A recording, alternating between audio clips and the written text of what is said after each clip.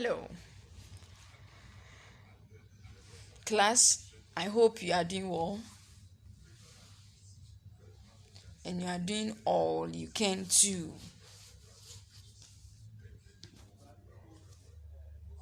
be on top of issues referring to your learning. It is very necessary. We shouldn't joke with that. For our lesson today, we are going to continue with a grammar lesson we started with idiomatic expressions. And so we're going to look at other expressions again and their meaning. And we would have to learn to use some of them in forming our own sentences.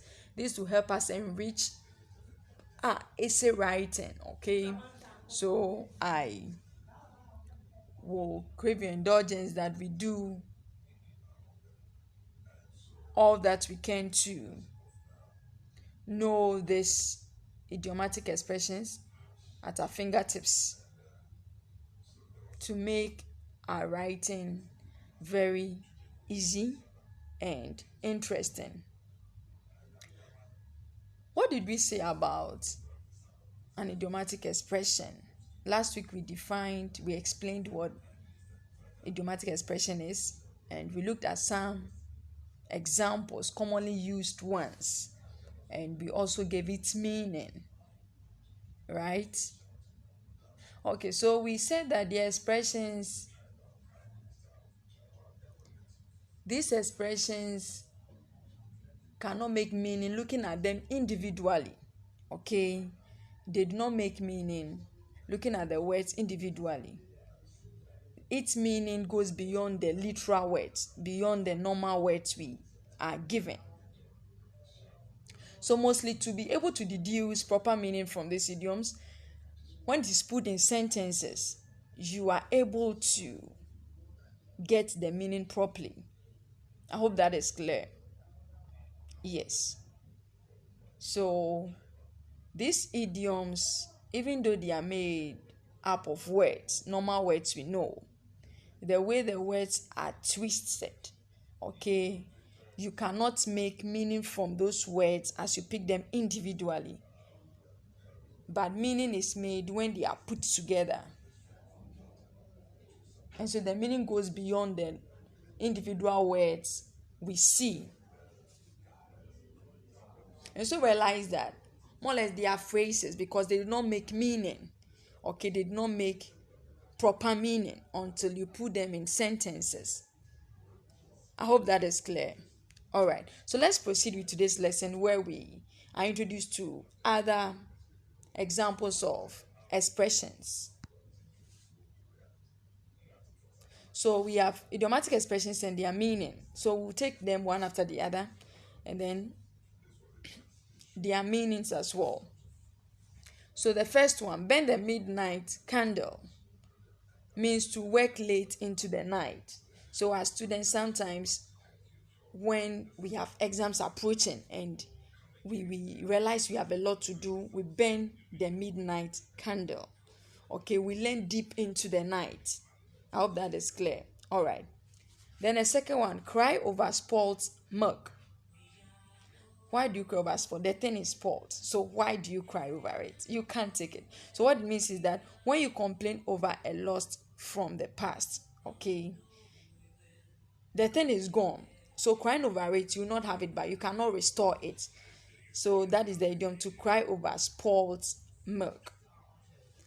Hit the sack, sheet or hay, means to go to bed. So Kwame hit the sack. Immediately he finished eating, so he went to bed. Hurry up and hit the sack. Hurry up and go to bed. So these are some expressions we can use. Okay. Keep something at bay, to keep something at a distance or something away. The last straw. The final problem in series of problems. The last straw. This is the last straw. So you're going through challenges and you come to a point where this is the last one. of all the problems you've had. It takes two to tangle. It takes two to tangle. Action or communication need more than one person. Okay, right now I am talking, and I'm not talking alone because I am talking to you. Even though you are not there with me, I am talking to you, I'm communicating to you. Do you understand? So if there is no way you can talk alone, when you talk, you'll be talking amiss because you are not making meaning. The same thing applies to making a decision. When you are making a decision with someone, you realize that you have two different ideas or more than that coming in play here. So you are able to communicate properly what information you want to send across. So it takes two to tango. Action or communication need more than one person. So to communicate effectively, you need more than one person. Not a spark of decency. This man has no spark of decency. It means the person has no manners. Wow. The person has no manners. Kill two birds with a stone. Kill two birds with a stone. It seems impossible, right? You spot two birds on a tree and you throw a stone and you end up killing the two. Whether that will be possible, we are yet to find out. But what it means in idiom is that when one is able to accomplish two different things at the same time. Okay, so you try one thing, and in trying one thing, at the end, the result of that is you are able to attain two things. So not just one, but you are able to achieve two things. So that is to kill two birds with a stone. Sit on the fence. When one doesn't want to make a decision or choose, when one doesn't want to make a decision or choose, you sit on the fence. You don't really care. You more like you're in a dilemma, in a confused state. You can't make a decision. So some people will sit on the fence. Sometimes we refer to such people as them being idle.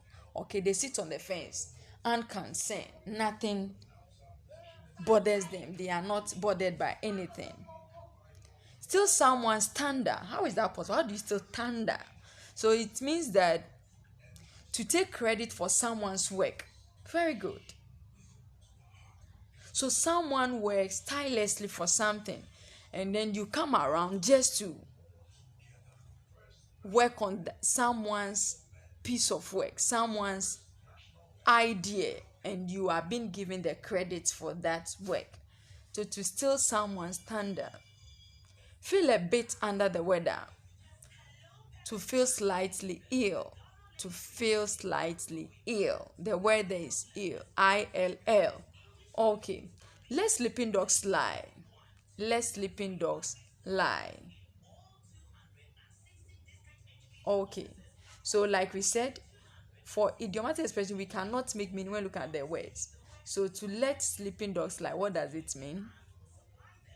To allow past issues remain same, since speaking about them will result into problems.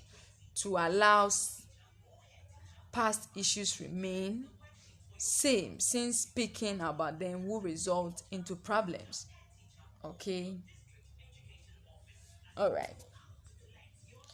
So that is it about idiomatic expressions. We have a whole lot of that. Now let's look at some sample of sentences with idioms.